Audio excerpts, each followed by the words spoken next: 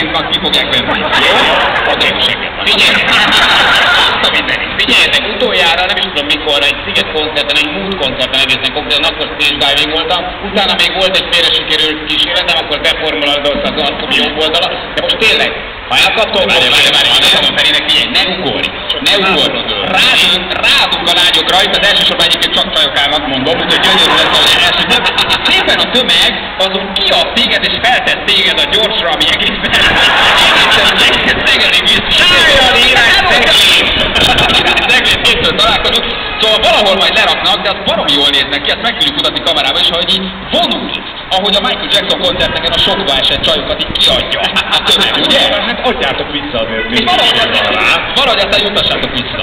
Jó? Ezt nem veszem róla, mert ez egy drága érték, a többi nem számít, de ezt a fülöket tartsuk meg. Jó, figyelj, de ne ugorj! Ne ugorjál, csak szépen. Menjünk az összelére, várjál, elkapjátok?